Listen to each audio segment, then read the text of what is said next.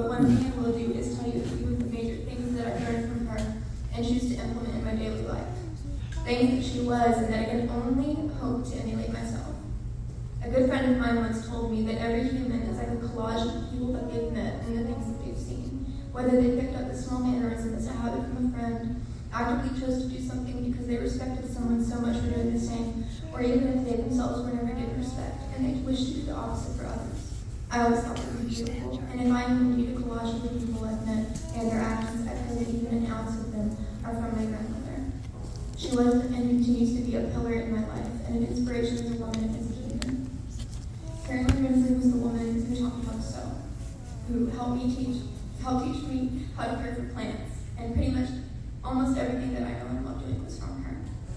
I always admired that about her, all of the hobbies that she had, all of the things that she loved doing and sought peace in. It was always things that gave to the world and nurtured it. She would create quilts, things of beauty and comfort, something you could wrap yourself in and temporarily forget your problems, drowning in the comfort. She would grow and tend to all kinds of flowers and plants, cherishing the world around her and engaging in it like few ever find the time to do.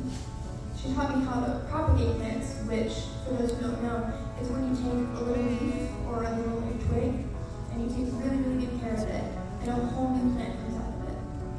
It takes so much love and so much nurturing, and that is truly who she was.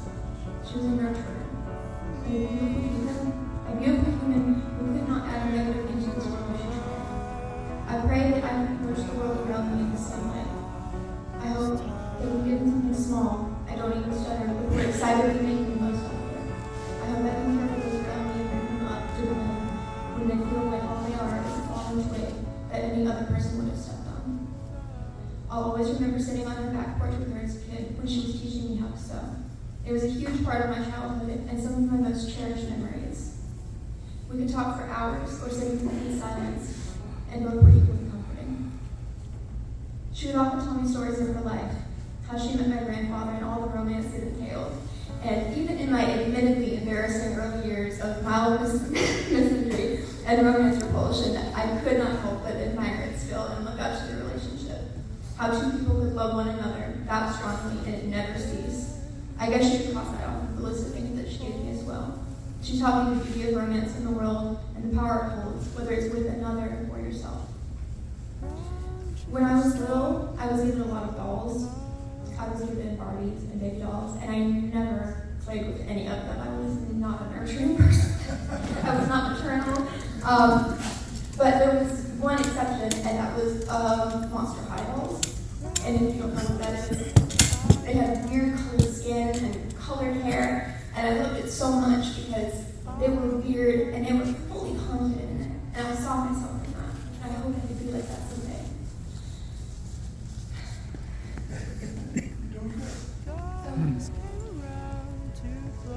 My grandmother loved baby dolls and she made them. And one day during one of our sewing sessions, my grandmother asked if I had any dolls that I wanted to make clothes for. Because we had been previously working on clothes for some of the dolls she had, baby dresses and stuff like that. I was so excited for the opportunity, but I was also nervous.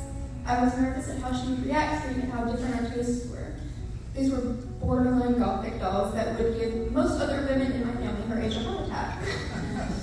But I will never forget how when the next time that I came to see her, dolls in my tiny hands and showed her them, she didn't even miss a beat, for a beaming smile was on her face. She was not put off by their fangs or their strange skin and hair color.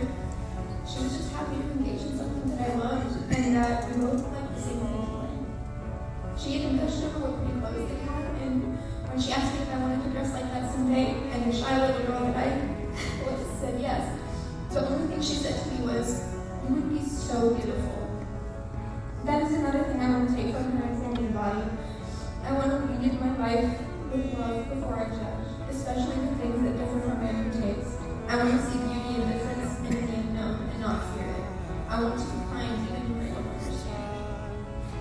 Knowing all of these things about her, seeing how incredibly benevolent this woman was, it's made even more powerful knowing what she was. She was a woman who went through so many incredibly hard things. Some things that would be any of our worst nightmares. She faced so many evils, and yet her faith never wavered. No matter if it came from a stranger or someone she was close with,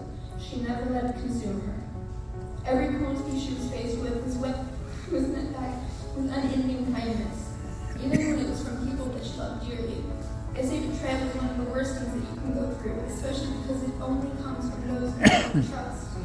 But it never fazed her, or at least she didn't show it. She stood firm as stone, and she never let the tides weather her down to be as low as what she was faced with in life. A lot of my memory involved installing and breaking the beach with her. And when I was little, before I had the love for the ocean that I have currently, I always hated walking in the sand. I hated the way it felt on my skin. It was a huge sensory thing for me. And my grandmother was so unbelievably patient with me. She would always wait on the porch until I was ready to walk out with her. And she would make little games of who would find the most pretty shells. She would stay up late with me, and she would wake up early just to watch the sunrises and sunsets, because we both cherished the moment to see the glimpse of the sun, before it was too blinding to see it upon any longer. She was one of the few adults in my life who made me feel like an equal, even when I was barely tall enough to reach her knees. I never felt small with her. She made me feel taller than the trees and stronger than the two. She uplifted me and so many others. Whenever I would hug her, it was like a brief bout of peace in a harsh world. In her arms, I could finally exhale. I hope that peace can live on in me, and that I can bring others that same feeling of serenity in a crashing storm. I hope I can help others face the sand to get to the ocean so they can fall in love with it too. The last time I ever spoke with her was in a phone call the day before we left to go and see her last time. She had asked me to bring my art supplies and draw something with her, and when I asked what she wanted me to draw her, she said we could decide tomorrow, and I agreed. I said I would see her then, and in response, instead of saying goodbye, honey, like she usually did, she said goodbye, Bobbie. Those were the last words I ever heard her speak. When we had gotten her the next day, she was asleep, and she was hard on to be woken up again.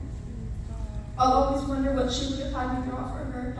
Her exact words were, "Can you draw me something nice with me?" And so as I laid there next to her that night, I drew her, the nicest person I knew. I really hope she liked it. I wish I could have gotten the chance to properly say goodbye to her, but I guess in a way she did it for me with those last words. She always was one to do hard things for others' sake.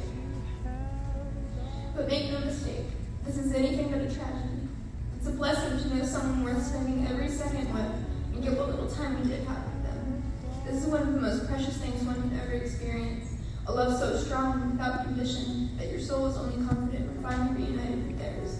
She now has that with Jack. And one day I will have her with both of them. But until then, I shall live my life in her honor as well as my own, because that is all she has ever wanted. I will nurture all things that come to me, whether worthy or not. I will show kindness and patience to them, and I will try as best I can to be the best person I can be, because Karen programs they taught me how to. I hope that if you all can take anything from this and from her, it's to love. When you're shrouded in shouts from people with hate in their hearts, don't let it permeate through you. If people can hate for no reason, come up. Carol is all.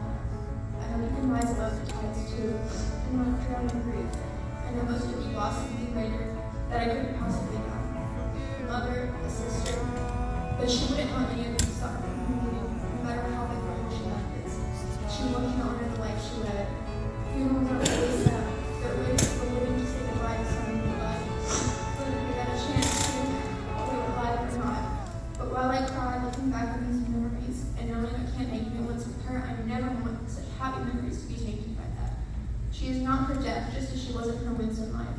She is only her actions, and that is the most joyous thing one can be when one acted as she did.